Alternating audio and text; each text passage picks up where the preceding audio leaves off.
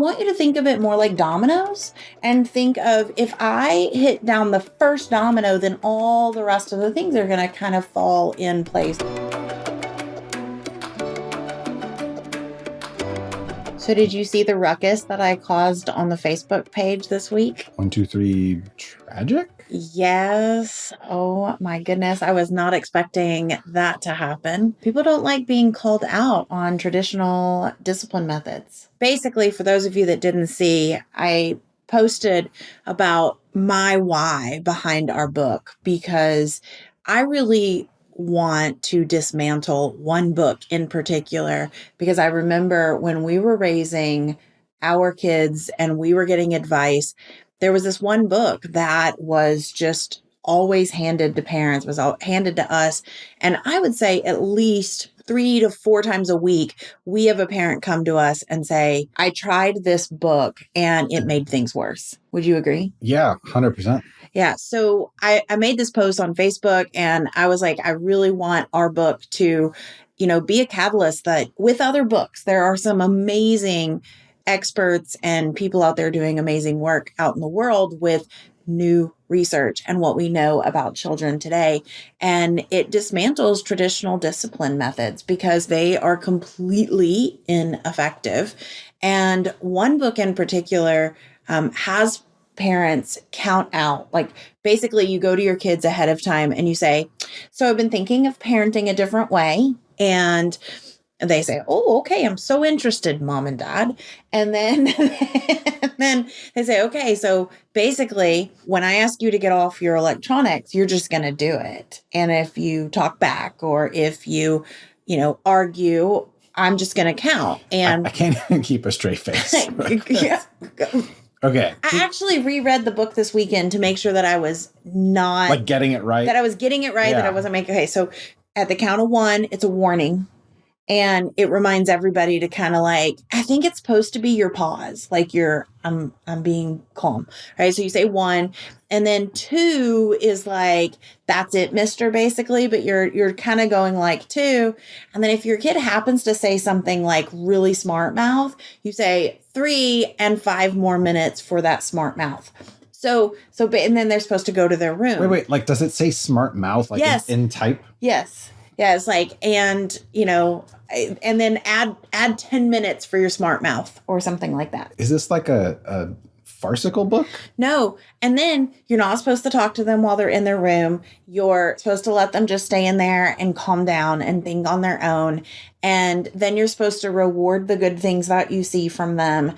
And this book is still handed out daily. That's the pain part, right? I think that's the hard part. When you're like, doctor, I need help. And the doctor who has no idea is just like, well, the last 3 doctors here told me to recommend this book, so I guess I'm just doing the same thing. Well, and we've had doctors in our program and pediatricians, and they've told us that they learn about all of the medical things around the body and around children. They do not learn about discipline and parenting strategies. And so we get a lot of doctors in our program who actually say this needs to be in every pediatrician's hands because they're the go-to that parents go to. I caused an uproar for 2 parts. 1, because I was a little snarky and I made fun of this book. And you snarky? Yeah, I don't know what happened. But really, I kind of laid it out there that this book, I believe, is dangerous. I believe is harmful. And I think that it's guiding people in the absolute wrong direction. Yeah, it seems to be based in separation and just I'm better than you. I know what you need. You don't know anything. It's just very separatist. Well, it actually says multiple times throughout the book that the parent is the one in charge. And sorry, whoever wrote that book, you wrote it 50 years ago or however long it's been now. And I honestly, I don't think it served its purpose at the time. And it certainly isn't serving its purpose now. Oh my gosh. That was part of the comments, is that I'm all for the fact that this book served its purpose at its time. You were like, right. It's teaching parents to be parents. And that's not true. No, here's the thing this is where I was going, is in the comments, this person was like, the whole point of this book was to move parents away from hurting their kids. Would you rather parents hurt their kids? And I'm like, wait a second, that's a low bar. So we're just comparing and judging parenting programs based on if the parenting program tells you to hit your kid. So right. In that sense, it's good. I'll give you credit for making one step away from just whacking your kid. So in that sense, it's all about like how to discipline your kids without spanking them, which is very disconnecting. And there's a lot that can hurt yourself and your kid and your relationship. And so please, please, please do your best to walk away from that method, right? We're not here to judge or harm, but like when in the hell is violence the right answer? I know. I'm radical here in my opinion. That's what it feels like. Well, I think that there are parents that are like, you're absolutely radical in your opinion. And then there are people that can't believe that that is still a method that is used today. Traditional methods of timeouts and punishments and taking things away and lecturing and talking it out and explaining. And that was the other thing is they were saying like, well, you can't just explain it away. Like my kid would have argued till they were blue in the face. And that's not the answer either for helping your kids learn. It's not the answer for getting ahead of tantrums or meltdowns or outbursts. None of those are the answer. And that's what we're talking about in today's episode. Today, we're going to be talking about getting ahead of the challenge. So we've already talked about how to ride it out when things are really, really challenging. We've talked about how to have enough time and energy so that you can have energy to go into the next battle. And then we've talked about what to say and do to diffuse the situation. But today we're going to talk about how do we quit playing parenting whack-a-mole? How do we quit going from struggle to struggle to struggle to struggle, constantly feeling like there's just as soon as you solve one problem, there's another one. I just talked to a parent today, and she was talking about how everything feels like a struggle because there's an argument over whether we're going to put our shoes on. There's an argument over whether we're going to turn off electronics. There's an argument over if we're going to go bike ride. I mean, she said that every move seems like it's like, she didn't say this, but moving through molasses, and it's really stressful. And that's what we're going to talk about today is moving through the roadmap into that new stage, which is getting ahead of the moment.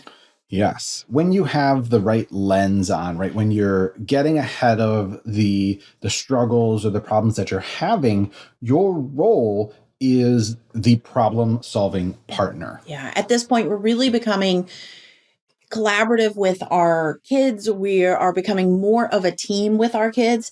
And up until this point, all of the plans are focused on us, the parent, because if we don't have a calm presence, if we're not able to shift our mindset, if we're not able to ride the storm and be able to be supportive for our kids, then we're never going to be able to teach them skills or to problem solve with them. And so we're at this stage because we've worked through all those other things. And at this stage, when you're a problem solving partner, the biggest challenge is just that, like, let's stop playing parenting whack-a-mole. Let's stop jumping from item to item to item, and let's get strategic and let's work with our kids. And the goal here is to become a guide and a mentor versus a disciplinarian.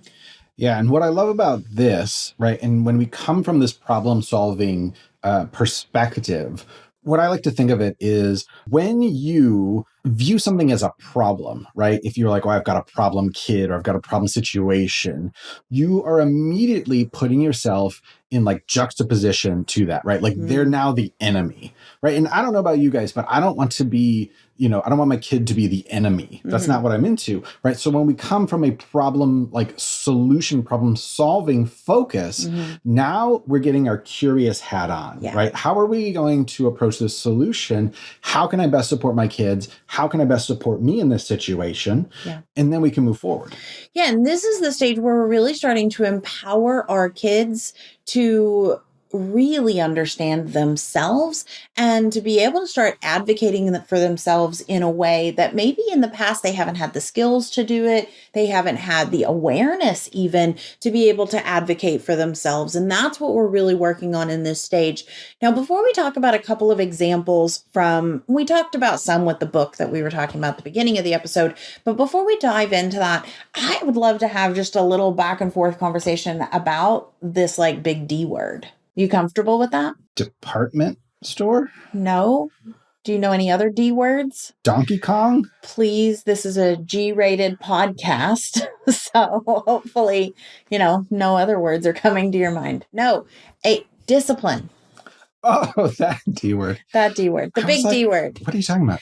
No, because I think that it causes a lot of strain. I think for so long, parents, experts, therapists, we focused on this D word, on discipline and the meaning of it and what it means and how to discipline, when I really think we should be focusing on a different thing, which is how do we guide our children to be more compassionate for themselves and more compassionate towards others.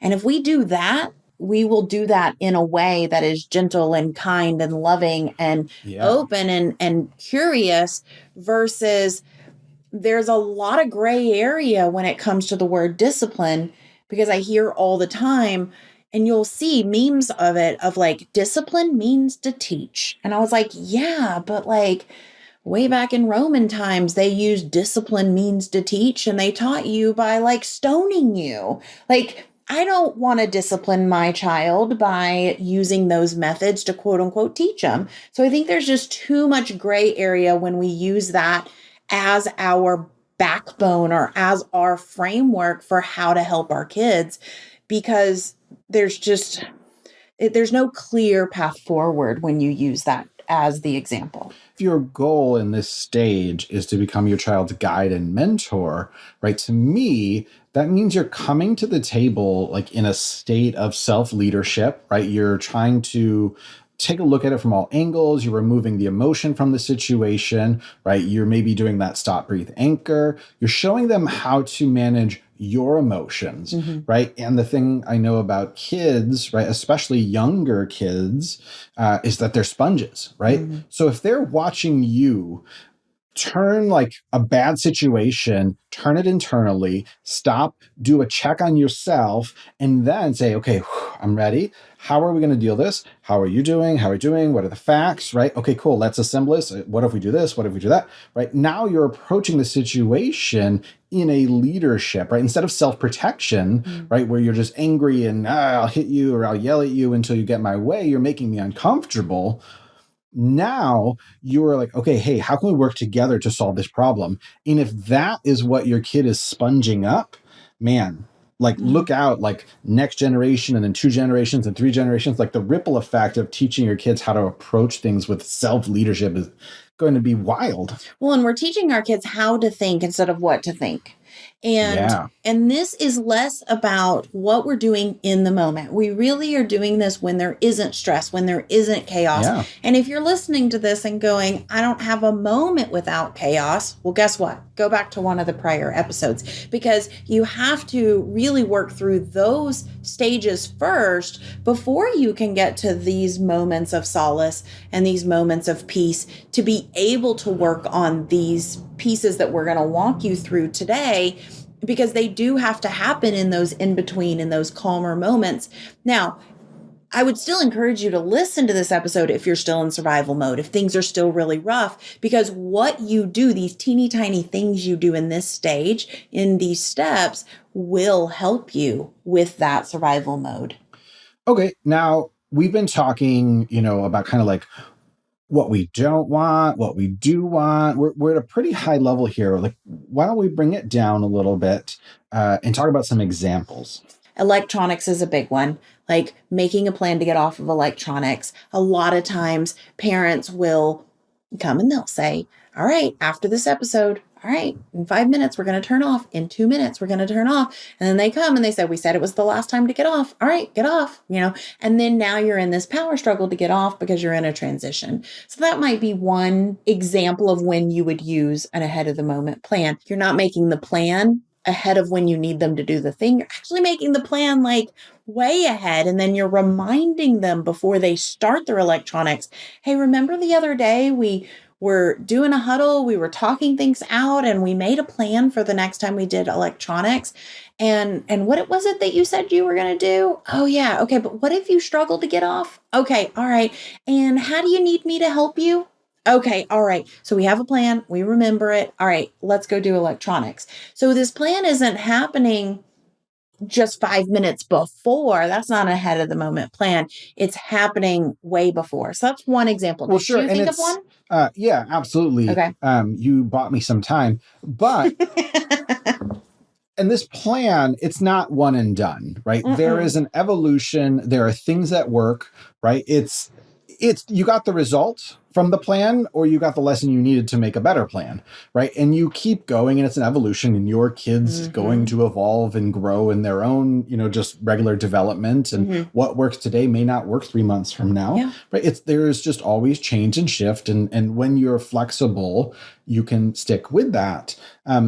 One of the things that I was thinking about is bedtimes. Ooh, that's a big one. Right. Are you bringing out your hack again? No. From the last episode? No. This isn't about hacks, right? A lot of the times, people will struggle with bedtime routines, right? And we get a lot of, they want a drink of water, they have to go and get their favorite blankie, and then they have to go hug the dog. And just, parents think, oh, he's pulling out every last excuse to avoid going to bed, right? And again, like that implies that he's the enemy, and you have to manipulative. And he's being manipulative, right? And you should just count 1, 2, 3. Yeah, and the solution is to count 1, 2, 3, and poof. Yeah, and the good news is that the solution would be to be put in your bedroom, and so then they'd go to bed. Yeah, and then you don't have to talk to them. Yeah, because they're in the bedroom. No. That would not be. But we would do that. How do you give them 5 minutes timeout for smart mouthing if they're in the bedroom and you can't talk to them? That's a great question. There's a lot of loopholes in this. There's a lot of loopholes, which our son would have found. Actually, he did find. Most kids are struggling with the transition of awake to asleep, right? There's no greater transition there between that, right? And a lot of the kids in our audience are struggling with any transition, let alone this humongous one of like, oh my God, I love being alive. This is the best place ever. Oh, I have to go to sleep, right? A lot of kids can't shut their brain off, right? They're going a mile a minute and you're like, yeah, go to sleep. And you're like, whoa, we got to slow the train down first, right? So making an ahead of the moment plan to build a routine, right? To set up kind of like, here's my sleep spot, right? So like when you go to the room that you're going to sleep in, like it's sleep time. It really is about understanding why are they delaying bedtime? Where is that coming from? And we've talked a lot about understanding being a huge piece of all of our plans, but plans can't be handed down by parents. It can't just be, this is our new bedtime routine. I found it on Pinterest today. Exactly. It has to be something that is, okay, I've dug into this and I've started noticing that at bedtime, it takes us a while and there's lots of things happening. You're having this conversation at lunch 3 days before you want to deal with it. Sure. And because it's about being proactive. It's not about being reactive in the situation. And even our middle guy, right? He's 15, he's a freshman in high school, right? He is staying up a little bit later. And then I noticed that it's like, hey man, each day you're going to bed later and later. And what's happening is the next day, you are waking up later and later, right? You normally wake up at 6 a.m. on your own. And now I got to rustle you out of bed at 8 o'clock and the guy's coming, knocking on the door to pick you up in 5 minutes, right? Like this isn't working out for you, right? You're tired, you're exhausted, right? I just said, we need a new plan. What do you think? Right? And he's like, I think you're right. I'm gonna adjust, right? And he did, right? And then a couple of weeks went by and it started to get later and later. And we had the same talk. He's like, yeah, I think you're right. Right. Eventually he's gonna figure it out.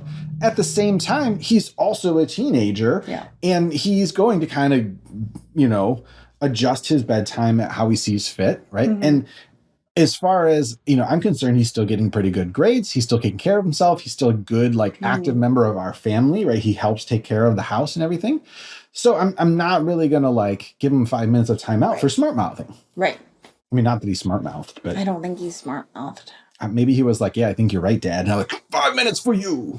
These have been some really good examples. Plus, we've given a lot of strategies for getting ahead of those things.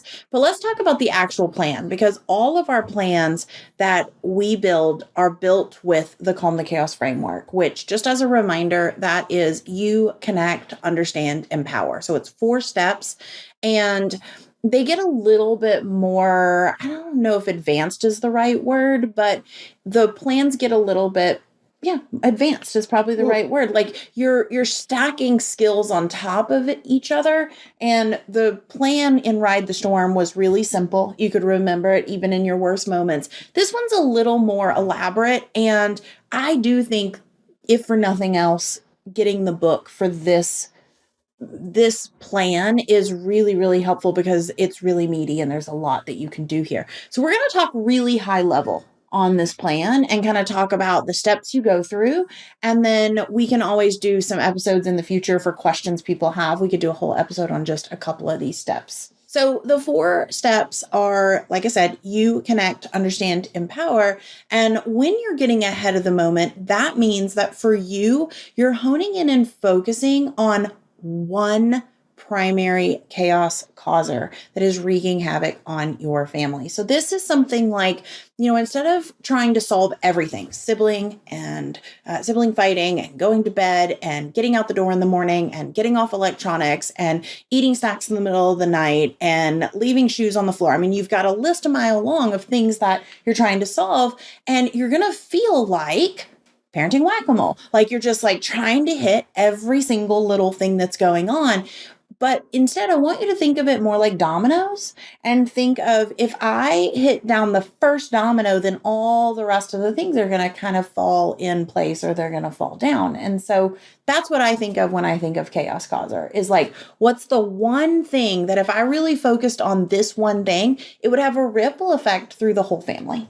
From a logical standpoint, right? It is most likely the thing that is causing the most blocks in your day, right? This one single thing probably has ripple effects that will happen down the line, it'll waterfall solutions. Mm-hmm. And when you can understand and connect with your kiddo and get to the bottom of that chaos causer, it can free up so much mental load and emotional load. And I bet you it's going to take care of 4 or 5 things that are not even the root cause. Yeah. Because they're going to have more emotional,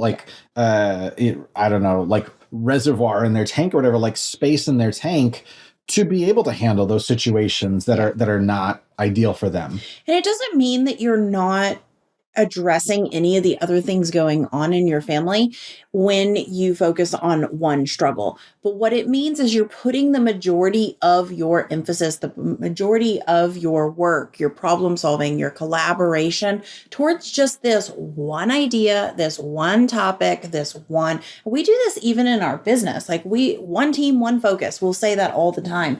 And so if you can apply that to your family, one team, one focus, what is the thing we're really working on right now, collaboratively together, so that we can get to the bottom of it, we can get ahead of it, we can come up with a plan that works for everyone.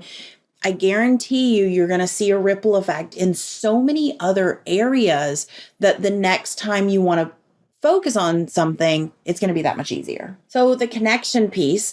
Now we could do a whole episode on the connection piece for ahead of the moment, but the biggest thing is for connection, it's not the connection like most people think. it includes like the playing with our kids and the hanging out with our kids, but this really is building a bond and a trust and a relationship.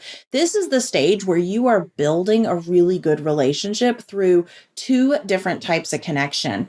We are doing it through planned connection, which is what lots of people think of when they think of connection, which is like, we're going to have a movie night. We're going to play Lego together. We are going to ice cream date or something. We're going to have an ice cream date, or we're going to have a family game night, or this parent I was talking to earlier, like, I just want to take them out cycling, and, and then everything's going wrong. And so we don't even get out the door going cycling. So it's those dates, those moments, those planned activities is one way of connecting.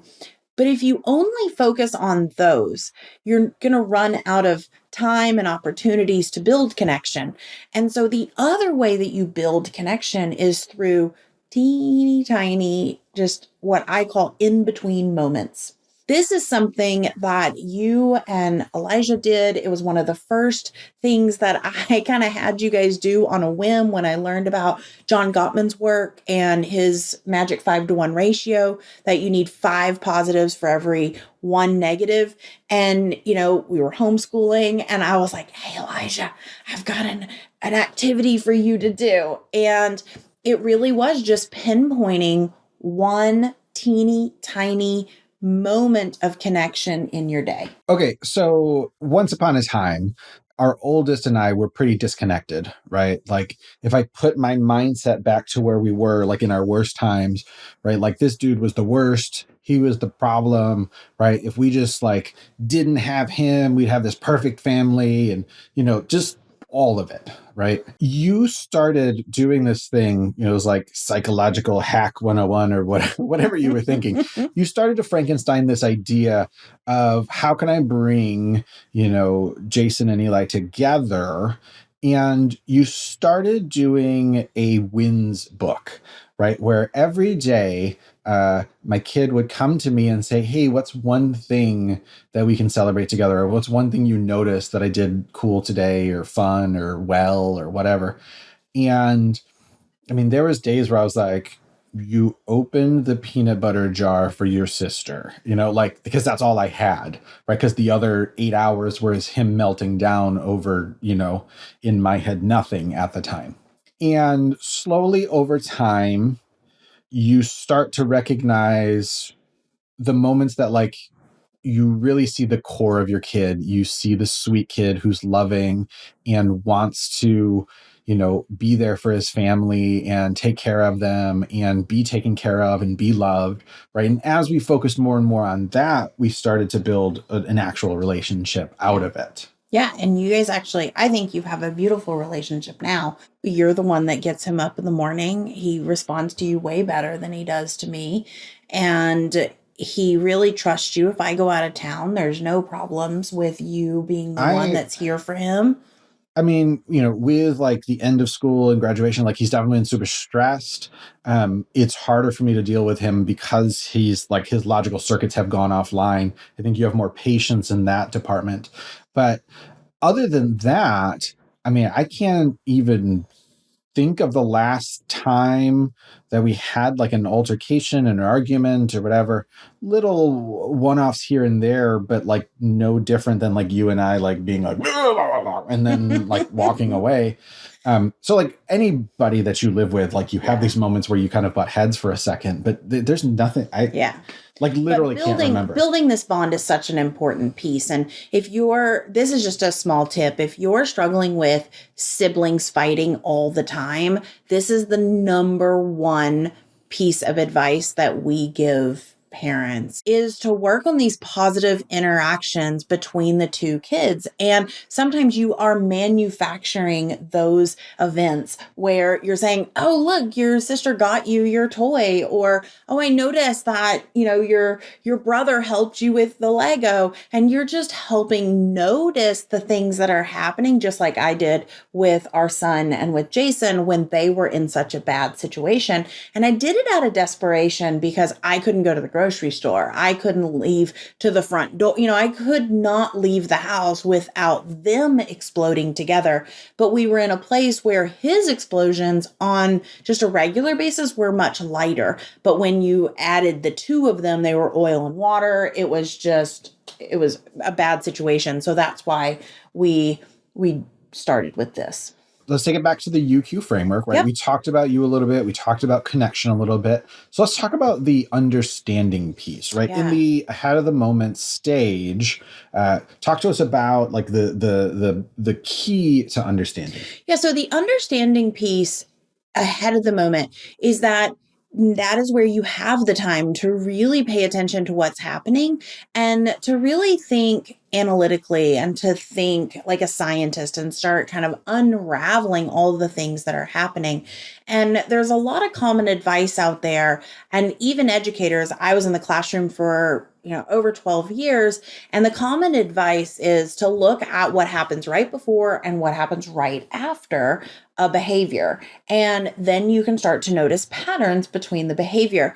But what I realized is that was not enough. That's not a holistic view of what's really happening. It's just a really zoomed in version. It's super zoomed in. And so, I might yell at Jason and he's like, dude, why did you just get upset with me? And then I'm like, oh, I'm not upset with you. 20 things before this just happened. And so that's what we're kind of doing in this stage, is we call it the behavior spiral. We're spiraling out an incident and we're looking at it like a scientist through a camera lens, not he was disrespectful, he was rude, he was mean, but we're looking at, okay, what happened? What was the explosion? That's the epicenter. And then we're kind of backtracking it out, much like a spiral or a rolled up cinnamon roll. And you're really looking at what were the incidents and what were the things that happened. And they may be really small. Like I said this, he said that. I moved this way, he moved that way. I, walked away and he ran after me. It could be really small like that. And you're backtracking it out to the moment where you're like, oh, he was really worried about that test today. Okay, maybe we can start making ahead of the moment plans for when he's stressed about the test, right? And, I was talking with a parent the other day, and she was talking about this big blow up she had with her daughter.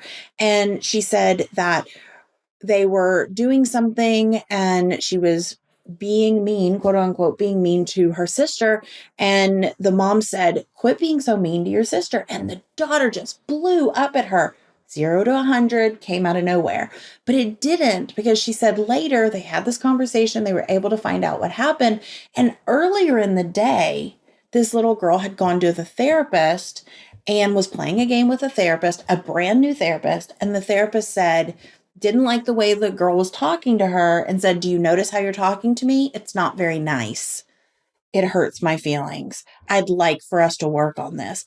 And the girl got really upset and said, that's how everybody talks to me. Like, what are you talking about? And she said, I'm never going back to that therapist. She went on to ballet. She was fine at ballet. She got home. She had dinner. And then it was at the end of the night, there was this interaction. And the mom goes, that's not nice. And it was the same thing the therapist had said earlier today. That's not nice. Yeah. So had you not zoomed out through that, the behavior spiral tool, right, you never would have discovered it, nor would she now be able to say, okay, we can make a plan for how you can let me know when your feelings are hurt, or when you have an altercation with someone, or when things are feeling like they're spiraling. You can come to me, we can take some breaks, we can get ahead of it before it happens again. Yes, absolutely. Yeah. So I can see really when you have that like curiosity hat on, right, and you can kind of spiral the incident out, right, we can get to somewhere that is understandable, right? It's understandable that they had this stressful moment, and it's understandable now the backlash or the little like mini meltdown or whatever, and now we can work with that, which is really cool. So that covers you. connect, understand. Let's talk about the empower piece in Ahead of the Moment. This is one of my favorite parts of our Calm the Chaos program and system, and that is something we call huddles. So they're just collaborative conversations with your family. But unlike a family meeting where you're calling a family meeting only when someone's in trouble and everyone's like, oh no, mom's calling a family meeting, this is just a way of being. It's a way of having conversations. I'm just thinking about like family meetings as a kid. You're like, oh boy, somebody blew it. Somebody did something. And then you got to sit in the uncomfortable like wooden chair, and everyone's in the uncomfortable wooden chair. No one wants to talk. No one wants to get in trouble. Okay, so I was a middle kid, and my oldest brother, he got into all kinds of trouble. And my younger brother, he's kind of sneaky. Love him to death, but he was kind of sneaky. So they were always doing things, and then I was getting blamed for them. And I was so empathetic that if they were in trouble, I took the blame. So when we had a family meeting, I'd be like, I did it. And my mom would be like, no, you didn't. And I'd be like, I did it. Like, don't do it. And I was raised in a family that did spankings and had switches and all of that. And if one kid got in trouble, we had to watch the other kids get spanked so that we would learn our lesson and not do the thing that the other kid did. And I couldn't handle watching my brothers get spanked, so I would take the spanking. Yeah, that's even more traumatic. Oh, it was so hard. So I would always be like, I did it. And I would take the spanking. And then sometimes I would get extra spankings because I lied about doing it. Makes total sense. Yeah. So anyways, so that is not what we're talking about here. Sorry, Mom. I love you to death, Mom. Yeah. But yeah. So. Well, it's funny because my dad tells stories of growing up. His mom died like shortly after his baby sister was born. And I was single dad with, a zillion D kids. And when one kid screwed up, they all got whacked. Because it was like, look, I don't have time to deal with this. There's too many of you and only one of me, so I might as well just mow them all down. That's very similar to what happened here, I think, is that it was very much like if I teach one kid a lesson, then I'm teaching everybody a lesson. Yeah. And that's not what a huddle is. A huddle is, and they, when we first started teaching this, it was kind of formal. It's not formal at all. And it's really just conversation. Well, the funniest part, not to squirrel again, but we have squirreled so much. Again, sorry. But this one is too good to share. So, we had been teaching, it was a few years back, we had been teaching Calm the Chaos for 4 years back. Yeah. So we've been teaching for about a year, and we are at an in-person retreat, and there's like 10 of us, and we are trying to figure out why everyone is sort of like getting it wrong when it comes to huddles. We are talking to the 10 women at this retreat, and we're trying to figure out what's going wrong with the way that we're teaching huddles. And we can't figure out why these people are making the mistakes, air quotes, and they're like... Of being formal. Yeah, of like being formal or whatever the thing was. They felt like they had to sit around a table. Yeah. And they were like, the video is you guys sitting around a table and this formal thing, and it's a very formal discussion. I thought that's what we were supposed to do. And then we're like, oh my gosh, we just had this like simulated idea and we put it together.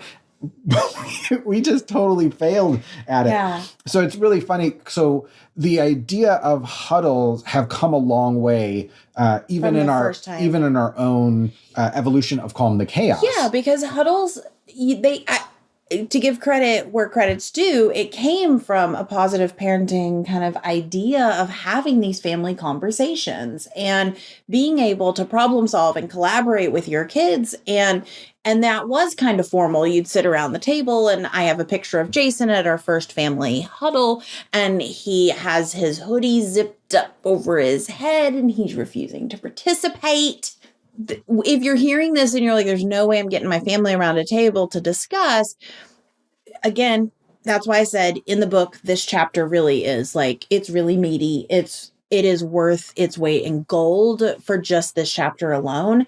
And so, because there are 5 different types of huddles that we go into in depth into, but the idea here is that you're having conversations that make it easy to brainstorm, to collaborate, to solve problems, to celebrate wins, to debrief when things go bad.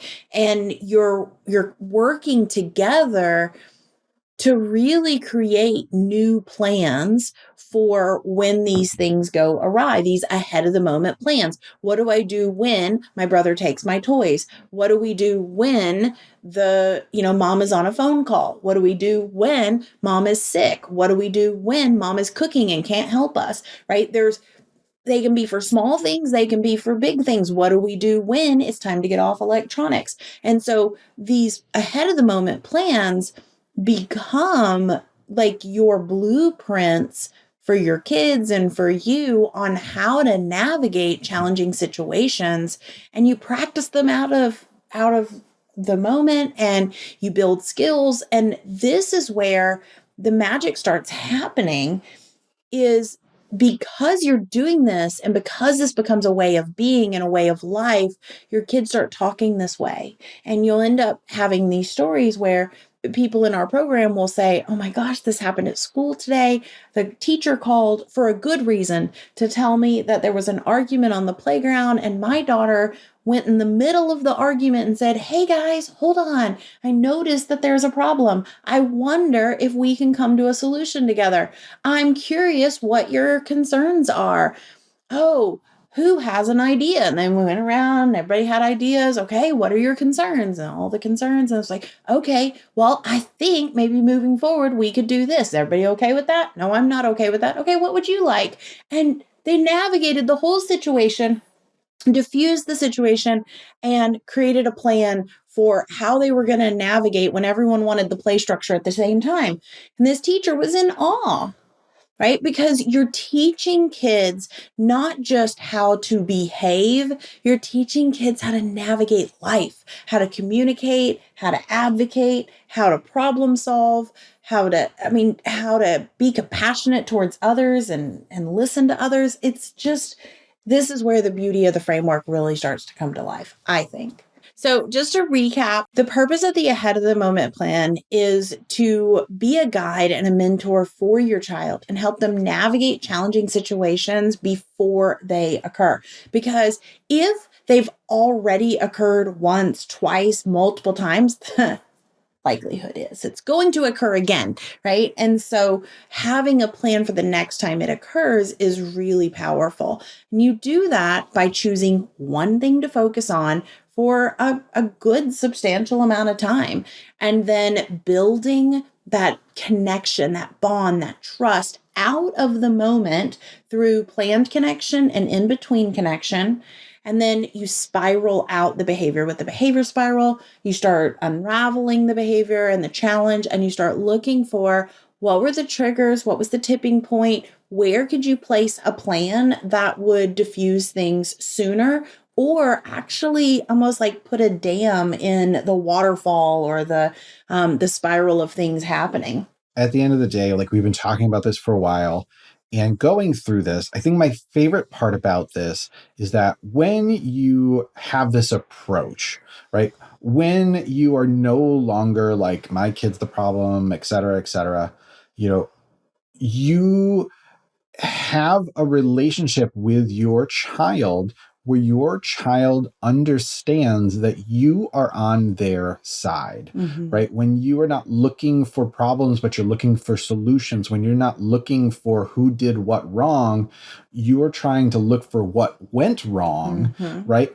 It flips the whole thing on its side, and you can build a connected relationship on like trust and mutual respect. And like, it becomes this sort of like beautiful unconditional love thing that happens. And like, who the heck doesn't want that? Right. And when you were talking, I was just thinking about how it teaches kids skills, especially through that last step of empowering yourself and your kids with huddles. It teaches skills so that your children don't need to scream at you to get their needs met. They don't need to hit their sibling to tell their sibling that they're not happy. They don't have to, hide things or lie or sneak things because they're afraid of getting in trouble. They're able to communicate their needs, their frustrations, their challenges even if we're talking about toddlers or 5-year-olds, or we're talking about children who don't speak, there's still ways that they can communicate and get these needs met without it turning into these huge explosions or disconnection. In the next episode, it is where every family wants to get to, and that is a family that works together, a family that advocates for each other, a family that spends time together and they actually enjoy it, a family that communicates with each other. And that is the family success plan. And I cannot wait to share that with you guys in the next episode. It is, like I said, that ultimate destination that all of us as families want to get to.